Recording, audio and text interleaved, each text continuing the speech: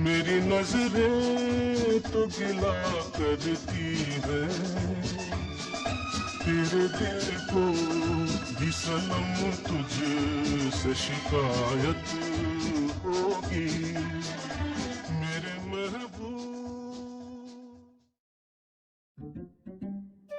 আজকে আমার মনটা অনেক ভালো আছে। মনে করছি সকিনাকে আমার মনের কথাটা তাহলে বলেই দেব।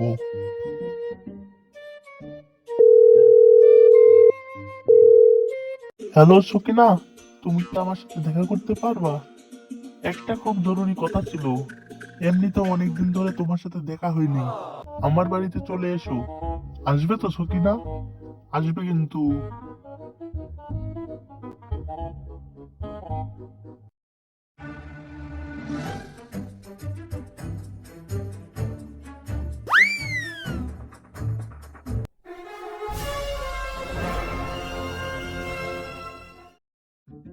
আমি তো শুধু বকবক করে বকে গেলাম, আসবে কিনা কিছুই তো বললো না।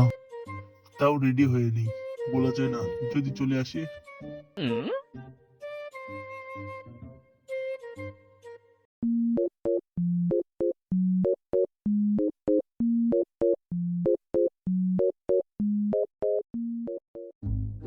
হুব্বুল তো ওদের বাড়ি যেতেও বললো। আমার কি যাওয়াটা ঠিক হবে? আর কয়দিন পর তো আমার বিয়ে হবে। যাই তবু বিয়ে দাওয়াতটা দিয়ে আসি গা।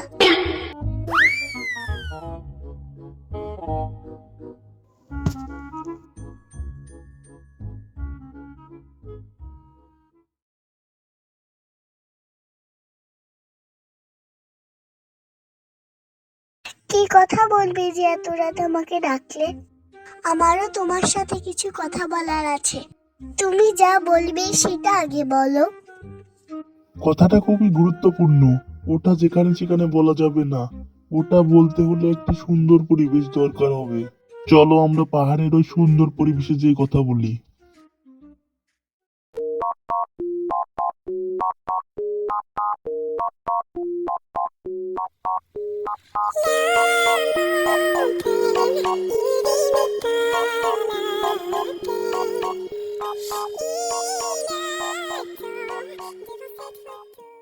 ও সকিনা, তোমাকে যে আজকে লাগছে।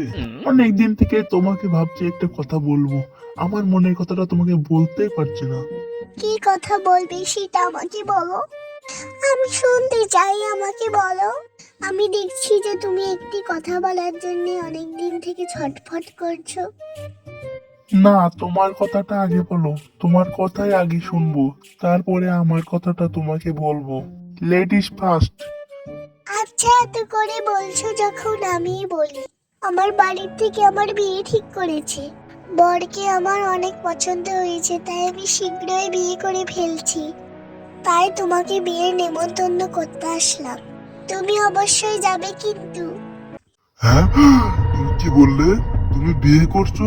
হ্যাঁ, আমার মাথার ভিতর কেমন ঘুরে উঠছে। হ্যাঁ, আমি পড়ে যাচ্ছি।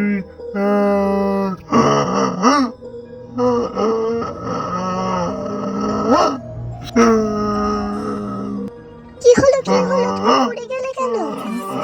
কি হলো তোমার?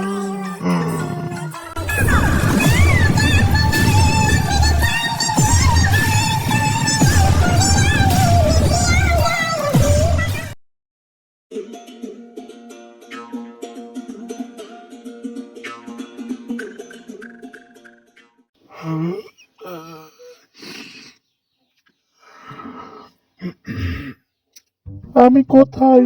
আর আমার ছকিনাকে তো দেখছি না। ছকিনা!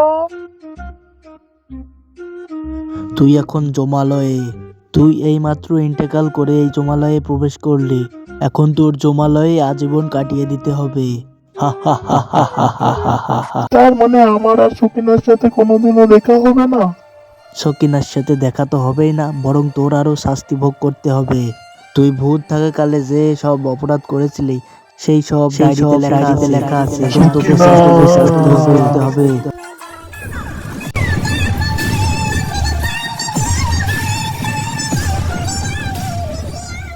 একদিন হঠাৎ করে একটি গ্রামে রাসেল ভাই তার ঢুকে পড়ে। সাপটি একজনের বাড়িতে ফিস ফিস করে শুধু শব্দ করছিল। রাতের বেলায় তখন বাড়ির লোক সকলেই শুয়েছিল।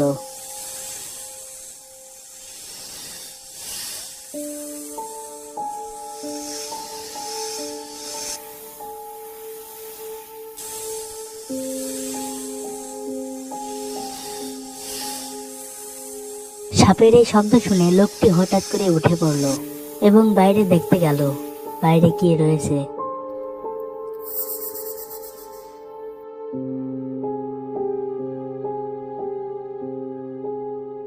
সাপটি তখনও তাক করেছিল লোকটির দিকে। অন্ধকারে লোকটি না দেখতে পেয়ে সে সাপের কাছে চলে যায়। সাপের এক ছোবলেই সে মাটিতে লুটিয়ে পড়ে।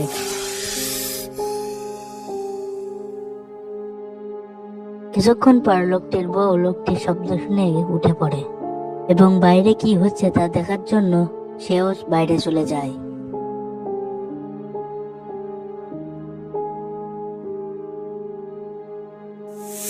বাইরে গিয়ে দেখে সে সাপটি সেখানে রয়েছে। সাপটি অতিরিক্ত বড় ছিল। সাপটিকে দেখে সে মাটিতে অজ্ঞান হয়ে পড়ে।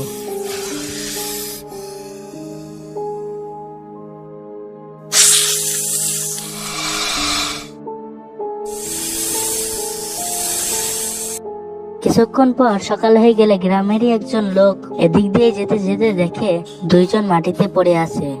সে সঙ্গে সঙ্গে ডাক্তারের কাছে কল দেয় এবং সবকিছু খুলে বলে।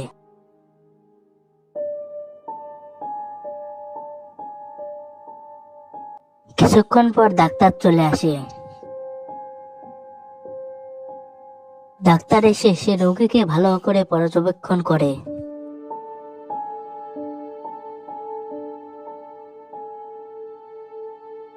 ডাক্তার লোকটিকে ভালো করে দেখার পরে বলে, অনেক দেরি হয়ে গেছে, এখন আর কিছু করার নেই। লোকটি মারা গেছে, তবে তার স্ত্রী অজ্ঞান হয়ে পড়ে। তার স্ত্রী যদি আর সাহসী হতো তাহলে লোকটির আর মৃত্যু হতো না। লোকটিকে যদি তখনই হাসপাতালে নিয়ে যাওয়া হতো তাহলে বাঁচানো সম্ভব হতো। তবে আপনি বুদ্ধিমানের মতো কাজ করেছেন। আপনি আমাকে ডেকেছেন, খুব ভালো করেছেন। কোনো ওঝাদের দ্বারা এরকম লোকদের বাঁচানো সম্ভব নয়। আর হ্যাঁ, আরেকটা কথা, রাসেলস ভাইপার সাপটিকে দেখে ভয় পাওয়ার মতো কিছুই নাই। যদি আপনারা তাকে কোনো ক্ষতি না করেন তাহলে সে আপনাকে কোনো ক্ষতি করবে না। আর রাসেল ভাইপার যেখানে দেখবেন সঙ্গে সঙ্গে পুলিশ লাইনে কল দেবেন। আচ্ছা, আমি তাহলে এখন যাই।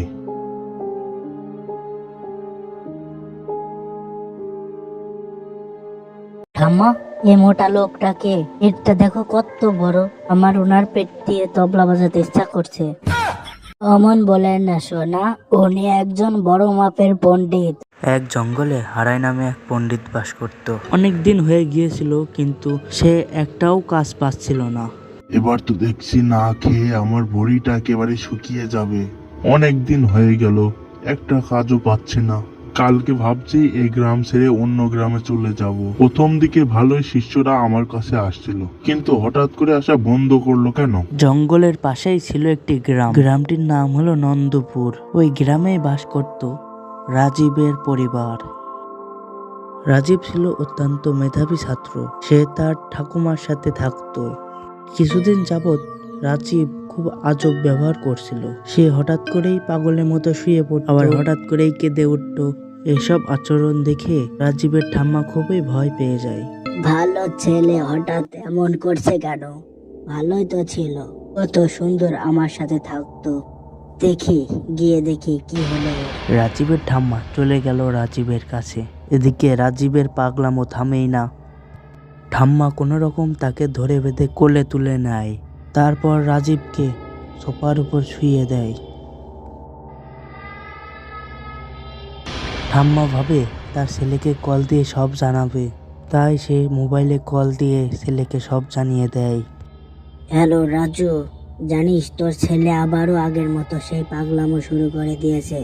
কয়দিন থেমেছিল, তারপরে একদিন রাজীব কোথায় চলে গিয়েছিল, তারপর অনেকক্ষণ পর এসে সেই পাগলামো শুরু করে। তুই একটু এসে ছেলেকে দেখে যা এবং কি ব্যবস্থা করা যায় তাই ভাব। রাজীবের বাবা অর্থাৎ রাজু শহরে চাকরি করতেন, তাই সে শহরে একটি ফ্ল্যাটে বাস করে। ছোটকাল থেকেই রাজীব ঠাম্মার কাছে মানুষ হয়, কারণ ছোটবেলায় তার মা রোড অ্যাক্সিডেন্টে মারা যায়। রাজীবের বয়স যখন 8 বছর ছিল তখনই তার মা মারা যায় এবং তারপর থেকেই রাজীব এই পাগলামো করতে শুরু করে। কিছুক্ষণ পর রাজীবের বাবা বাড়িতে চলে আসে।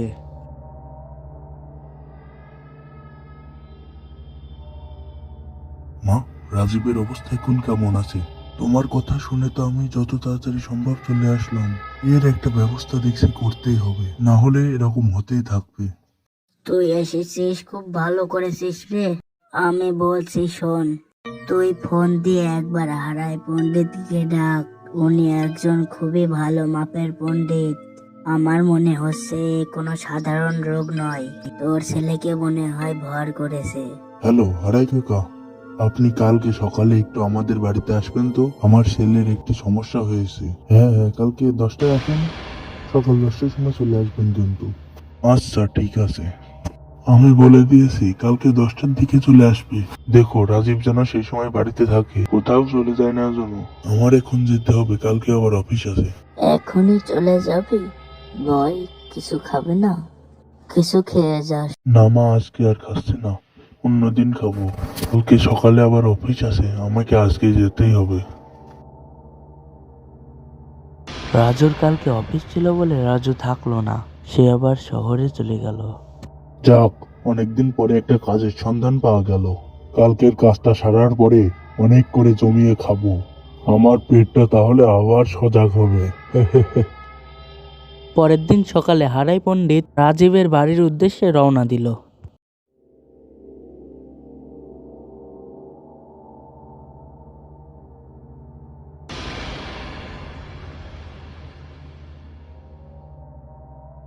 এদিকে রাজীবের ঠাম্মা রাজীবকে মোবাইল দিয়ে ভুলিয়ে ভালিয়ে বাড়িতে ধরে রেখেছে। রাজীব যাতে কোনোভাবে পালিয়ে না যায় সেই জন্য তার পাশে তার ঠাম্মা বসে রয়েছে। কিছুক্ষণ পরে হারাই পণ্ডিত বাড়ির ভিতরে প্রবেশ করলো। রাজীব হারাই পণ্ডিতকে দেখে তাকে নিয়ে অনেক উপহাস করলো এবং বলল, ঠাম্মা, এ মোটা লোকটাকে, পেটটা দেখো কত বড়। আমার ওনার পেট দিয়ে তবলা বাজাতে ইচ্ছা করছে। অমন বলেন না সোনা, উনি একজন বড় মাপের পণ্ডিত। আপনি এখানে বসে ছেলেটার সাথে একটু কথা বলে দেখুন কি হয়েছে, আর আমি একটু পাশের ঘরের থেকে আসছি। এই বলে রাজীবের ঠাম্মা চলে গেল পাশের ঘরে। হারাই পণ্ডিত রাজীবকে সোফায় বসালো কিছু জিজ্ঞাসা করার জন্য। বাবা, আমি যা যা বলবো তার উত্তর দিবা, ঠিক আছে? আচ্ছা বলো তো, তুমি এই কয়দিনে কোন কোন জায়গায় গিয়েছিলে? ওইটা পরে বলবো, আগে বল তোর পেটটা এভাবে মোটা হলো কি করে? তোর পেটটা কেটে এখন আমি তবলা বাজাবো। তোর এত বড় সাহস, তুই আমাকে অপমান করছিস? দাঁড়া, এক্ষুনি শিক্ষা দিচ্ছি। ছেলেটার ভিতর থেকে তুই বেরাবি নাকি বল? আমি আগেই ধরে ফেলেছি, তুই একটা ডাইনি। বুঝেছি, তুই এভাবে মানবি না, আমার অস্ত্র প্রয়োগ করতে হবে তোর উপর। এই যে দেখ, এটা দিয়ে তোকে যদি ধুলাই করি, তুই তো জানিসই তোর কি হবে। হা হা হা, নাই মারতে বেরিয়ে পড়লি? এত ভীতু তুই? যা, ভাগ এখান থেকে, না হলে সারা জীবনের মতো তোকে একেবারে উপরে পাঠিয়ে দেব। মোটা হারায় তোকে দেখে নেব। আজকের মতো চলে যাচ্ছে, আবার আসবো। তোর পেটটাকে তবলা বানিয়ে না খেলা পর্যন্ত আমার শান্তি হবে না।